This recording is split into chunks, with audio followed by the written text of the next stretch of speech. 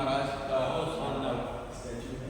अब यहाँ हम क्या क्या कर रहे हैं वो मैं बताऊंगा, फिर बाकी आपको ही बताएंगे। एक तो ये 16 संस्कार विभिन्न प्रांतों को संयोजित करते हैं। आप देखेंगे यहाँ जैसे हिमाचल वाले का है, यहाँ पर ये जो है किसी केरल प्रांत का है, ताकि ये पता चले कि पूरे भारत में पैन इंडिया संस्कार हुआ करते थे। ऐसा नहीं कि सिर्फ नॉर्थ इंडिया में, और एक आइडेंटिटी भी पैदा होती है। तो हमने ये 16 संस्कार यहाँ पर, इनको दिखाने के हमारे पास 3 तरीके हैं।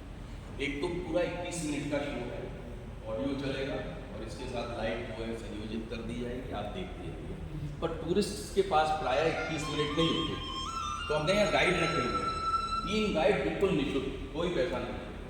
वो जैसे अभी आपने देखा बाहर का आपको समझाया, अभी यहाँ बच्चा है दूसरा, वो समझाएगा आपको।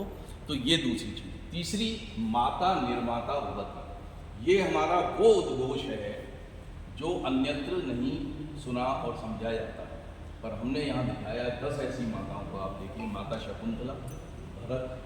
माता शकुंतला नहीं होती तो भरत भी ना होता, सीता ना होती तो लव कुश ना होता, जयवंता बाई नहीं होती तो महाराणा प्रताप का उस तरीके से चरित्र नहीं निर्मित होता, यशोदा जी थी तो कृष्ण का चरित्र निर्मित हुआ, माता कौशल्या थी तो भगवान श्री राम का निर्मित हुआ।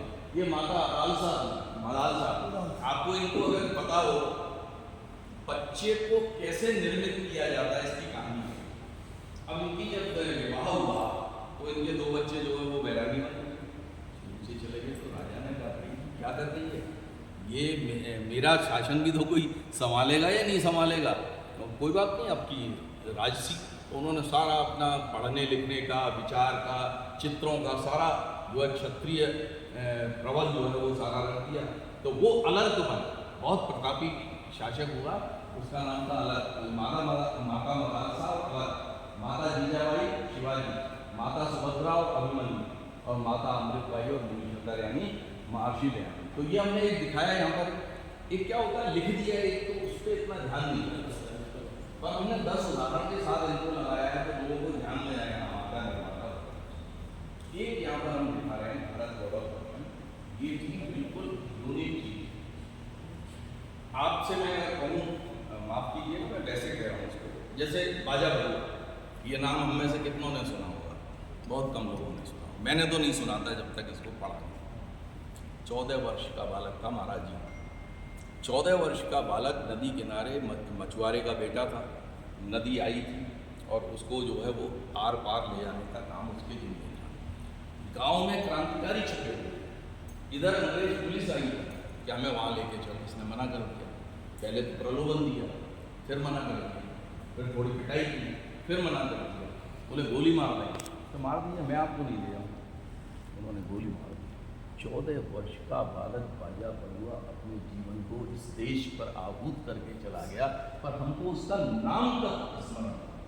फिर जब पन्ने पलटे तो ऐसे तो पन्ने इतने पलटे, मीरा आ गया।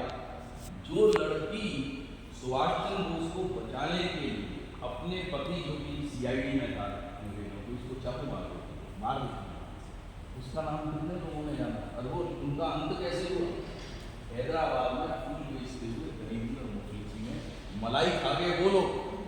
खैर मैं उस संबंध में ज़्यादा नहीं कहूँगा, परंतु कम से कम इतना हमारा जिम्मेदारी बनती है कि उनके व्यक्तित्व को हम लोगों के साथ। तो उस दिन हमने निर्णय किया 365 दिनों में 365 ऐसे महावीरों का चित्र हम लोगों के सामने लाए।